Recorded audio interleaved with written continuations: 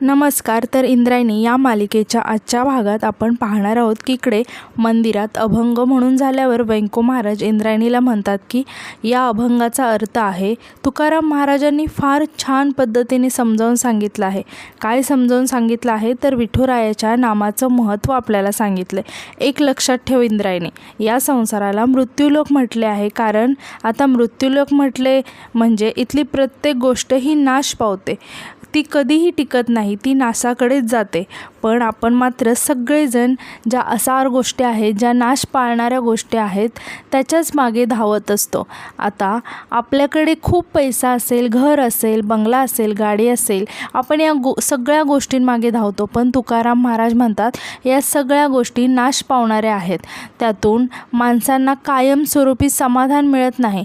साधं उदाहरण लक्षात घ्यायचं म्हटलं तर आता अगदी नवी कोरी गाडी घेतल्यावर किती आनंद होतो माणसाला, पण गाडी चालवता चालवता अचानक ती मध्ये बंद पडली तर झालं ना, गाडी घेतल्याचा आनंद हा क्षणभंगूर आहे.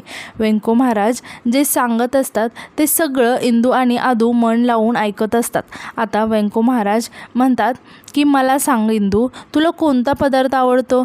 तर इंदू सांगते की पुरणपोळी. मग व्यंको महाराज म्हणतात की गरमागरम पुरणपोळी ताटामध्ये आल्यावर आपण मस्तपैकी त्या पुरणपोळीवर ताव मारतो की नाही, पुरणपोळी खातो, खूप आनंद होतो आपल्याला.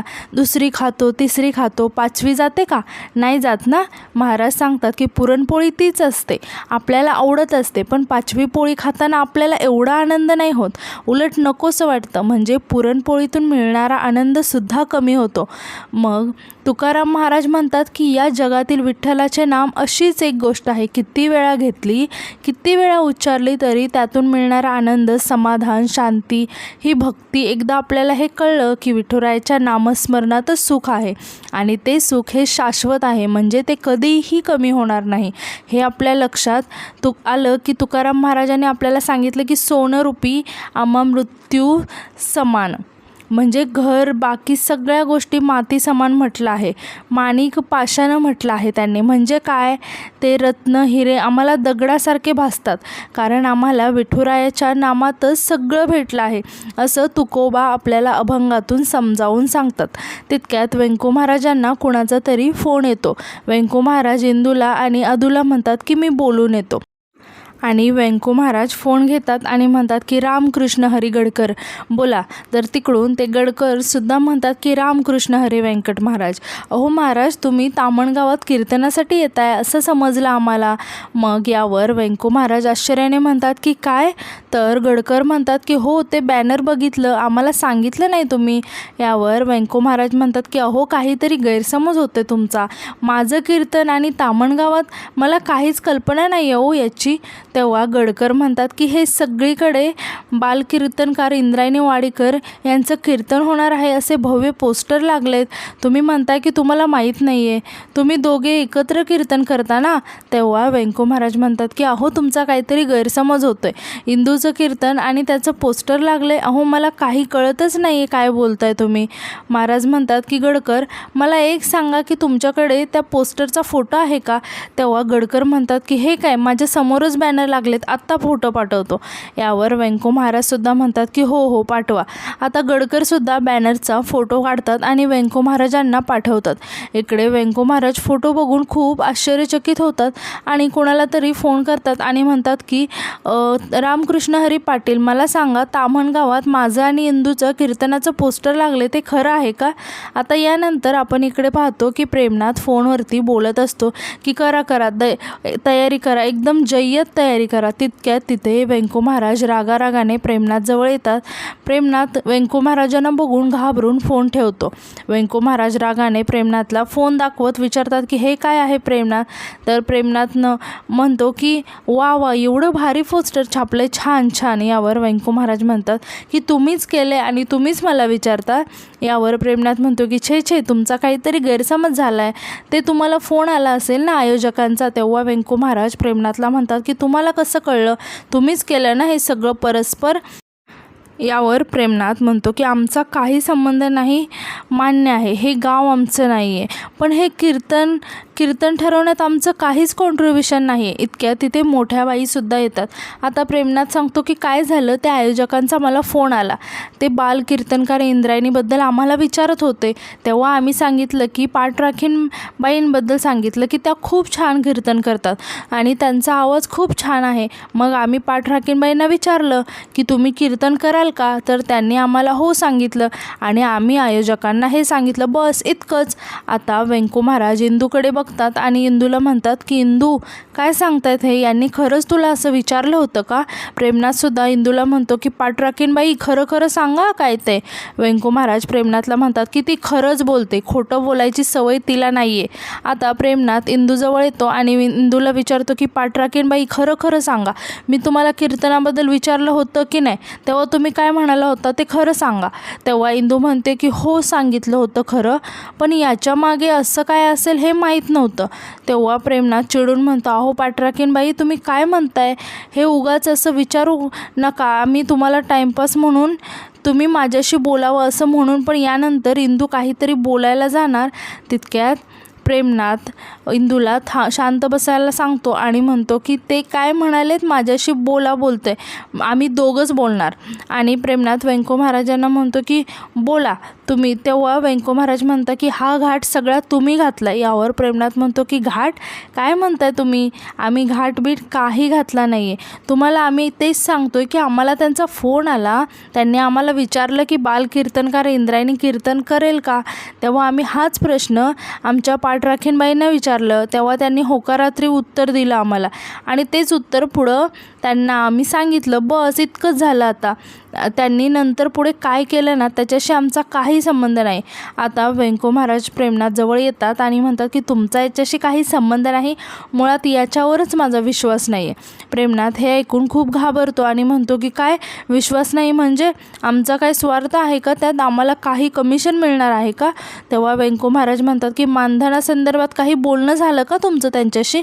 हे ऐकून प्रेमनाथ घाबरून म्हणतो की आम्ही कशाला मानधनाबद्दल विचारलो, आम्ही म्हटलं की जे काय असेल ना ते व्यंकट महाराजांशी बोलून घ्या. अहो चुलत सासरे बुवा, तुम्हाला तेच सांगतोय ना, तुमचा काहीतरी मोठा गैरसमज होतोय. तितक्यात व्यंको महाराज हात करून प्रेमनाथला शांत बसायला सांगतात. आता इंदू व्यंको महाराजांना विचारते की व्यंको महाराज, आता आपण कीर्तनाला जायचं का हो.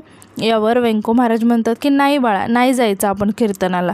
इंदू आश्चर्याने विचारते की का, तर व्यंको महाराज म्हणतात की आता काय नाही करायचं कीर्तन, एक लक्षात ठेव बाळा, आपण कीर्तन सेवा म्हणून करतो, व्यवसाय म्हणून नाही. आणि ते इंदूला म्हणतात की जा खेळायला जा. तेव्हा इंदू तिथून निघून जाते. इंदूच्या पाठी आदूसुद्धा निघून जातो.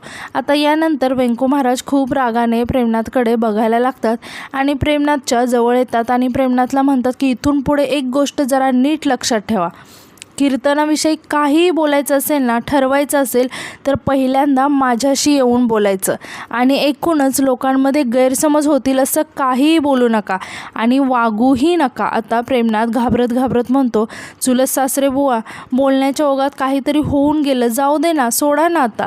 पण आम्ही खरं सांगतो, आम्ही काहीच नाही केलं, तुमचा ना काहीतरी गैरसमज झाला आहे. तुम्ही म्हणताय ना की नाही करायचं कीर्तन, तर नाही करायचं. हे ऐकून व्यंको महाराज काही न बोलता तिथून निघून जातात. त्यांच्या पाठीपाठी शकुंतलासुद्धा तिथून निघून जाते. आता प्रेमनाथ मोठ्या बाईंकडे बघतो. मोठ्या बाई प्रेमनाथला म्हणतात की पडलात ना तोंडावर, तुम्ही आणि तुमचे तोंडावरती पडणारे प्लॅन ठेवा तुमच्याकडेच, असं म्हणून त्या आतमध्ये निघून जातात. तर आता यानंतर दुसरीकडे आपण पाहतो की आदू आणि इंदू दोघे बोलत असतात. तेव्हा तिथे करिश्मा पायाला लागल्यामुळे लंगडत येते आणि चालताना तिचा तोल जातो. इंदू पटकन पळत जाऊन तिला सावरते. करिश्मा रागाने म्हणते की इंदे, हे तुझ्यामुळे झालं आहे. तेव्हा तिथे गोपाळसुद्धा येतो. गोपाळ करिश्माला विचारतो की करिश्मा कशी आहेस. करिश्मा गोपाळला बघून खूप खुश होते आणि म्हणते की मी बरी आहे. आता तू विचारला आहेस म्हणल्यावरती गोपाळ म्हणतो की म्हणजे उत्तम असणार, ते माहिती आहे मला, आणि मुद्दाम म्हणतो की अगं आज मोरेंच्या बागेत जाणार होतो, तिथले चिकू एकदम पिकू झालेत, तिकडेच जाणार आहे मी, तू पण येतेस का? करिश्मा खुश होऊन म्हणते की मी. गोपाळ म्हणतो की आता तुलाच तर विचारतोय मी, नाहीतर तुझं सारखं सुरू असतं ना, गोपाळ आपण दोघी कुठेतरी फिरायला जाऊ, सारखं इंदू इंदू करतो, तर यावेळी स्पेशल तुझ्यासाठी वेळ काढला आहे मी, मग येतेस ना चिकू खायला? करिश्मा स्वतःच्या पायाकडे बघत थोडीशी नाराज होऊन म्हणते की आले असते रे, माझ्या मनात खूप आहे यायचं, पण बघ ना माझ्या पायाला लागले, पट्टी पण बांधली. गोपाळ जसं काही माहितीच नाही असं डोक्याला हात लावून मोठ्याने म्हणतो की ओ माय गॉड, बापरे, हे कधी लागलं हिला? करिश्मा म्हणते की ती मेली संदूक, तिच्यामुळे लागलं. गोपाळ म्हणतो की संदूक? ती तर एका बाजूला असते ना, ती काय चालत चालत आली आणि तुझ्या पायावर आपटली का? असं म्हणून तो हसायला लागतो आणि म्हणतो की तू मेली त्या संदूकवर आपटली असं म्हण. आणि परत नाराज होत असल्याचं नाटक करत म्हणतो की ते राहू दे बाबा, स्पेशल वेळ काढला होता तुझ्यासाठी, मस्त दोघे गेलो असतो चिकूच्या बागेत, चिकू खाल्ले असते, आपण दोघं बोललो असतो, तुझ्या शाळेविषयी विचारलं असतं, पण आत्ता काय, ती संदूक तिने तुझ्या पायाला पण मारलं आणि माझ्या प्लॅनला पण, जाऊ दे आता. असं म्हणून तो इंदूकडे बघून डोळे मिचकवतो. इंदू आणि आदू गोपाळकडे आश्चर्याने बघत असतात. करिश्माला गोपाळचं बोलणं ऐकून त्या संदुकीबद्दल खूपच राग आलेला असतो. मग गोपाळ तिथून निघून जातो. आदू पण दादा मी तुझ्यासोबत येतो असं म्हणून आदूसुद्धा गोपाळच्या पाठी जातो. करिश्मा रागाने इंदूचा हात जोरात पकडत म्हणते की तो स्वतःहून मला विचारत होता आणि मी सगळं तुझ्यामुळे झालं आहे इंदे, असं म्हणून ती रागाने इंदूला मारायला जाते, तर परत तिचा तोल जातो आणि ती पडायला लागते. इंदू परत तिला सावरते. दुसरीकडे आपण पाहतो की व्यंको महाराज अभंगाची तयारी करत बसलेले असतात. तेव्हा तिथे शकुंतला येते आणि शांतपणे व्यंको महाराजांजवळ उभी राहते. व्यंको महाराज शकुंतला असं शांतपणे उभं राहिलेले बघून म्हणतात की बोल, काय बोलायचं आहे? शकुंतला म्हणते की नाही, म्हणजे ते बाहेर तुम्ही जावई बापूंशी जे काही बोललात ते बरोबर होतं का, पण तुम्ही कीर्तनाला का नाही म्हणताय? व्यंको महाराज म्हणतात की कारण त्यांनी मला न विचारता परस्पर कीर्तन ठरवलं आहे ना म्हणून, आणि विचारतात की चुकीचं नाही का ते? शकुंतला म्हणते की हो बरोबर आहे तुमचं, चुकीचं आहे ते, पण व्यंको महाराज म्हणतात की तरी अजून पण आहेच का? शकुंतला म्हणते की हो, कारण तुमचं कीर्तन आहे म्हणल्यावरती लोक येणार आणि तुम्ही असं ऐनवेळी नाही म्हणालात तर बिचाऱ्यांचा किती हिरमोड होईल ना. मला असं वाटतं की तुम्ही कीर्तन करायला पाहिजे. अहो तुम्हाला कल्पनासुद्धा नाही आहे तुमचं आणि इंदूचं कीर्तन किती रंगतं. व्यंको महाराज म्हणतात की सगळं मान्य आहे मला तुझं, पण त्यांनी फक्त इंदूचं कीर्तन ठरवलं आहे. शकुंतला म्हणते की असं का? अहो मग इंदूच्या हातून घडू देत की कीर्तन सेवा, लोकांना पण कळू देत आपली इंदू किती छान कीर्तन करते ते. तुम्हाला तर माहीतच आहे तिचा आवाज किती गोड आहे, किती चांगलं बोलते, किती चांगलं कीर्तन करते, लोकांपर्यंत पोहोचेल आपली इंदू. त्यामुळे मला असं वाटतं की तुम्ही कीर्तनाला नाही म्हणू नका. व्यंको महाराज थोडासा विचार करतात आणि उठून उभं राहतात आणि म्हणतात की ठीक आहे, पटतंय मला तू काय म्हणतेस ते, कळवतो मी त्यांना तसं. नंतर दुसरीकडे आपण पाहतो की प्रेमनाथ त्याच्या खोलीमध्ये टेन्शनमध्ये येऊन इकडे तिकडे फिरत असतो. तेव्हा तिथे व्यंको महाराज येतात आणि प्रेमनाथला विचारतात की आतमध्ये येऊ का? प्रेमनाथ म्हणतात की चुलत सासरे बुवा या ना, तुमचंच घर आहे, विचारता काय, आम्ही तर फक्त जावई बापू, आम्हाला ना जरा तो मान महत्त्वाचा आहे, त्याच्यासाठी काही केलं ना तर बरं होईल. व्यंको महाराज म्हणतात की तामण गावात मी फोन केला होता आणि त्यांना कळवलं आहे की आजच्या रात्रीच्या कीर्तनासाठी आम्ही येऊ. प्रेमनाथ खुश होऊन म्हणतो की सांगितलं का, एक खानदानी माणूसच दुसऱ्या खानदानी माणसाला समजू शकतो.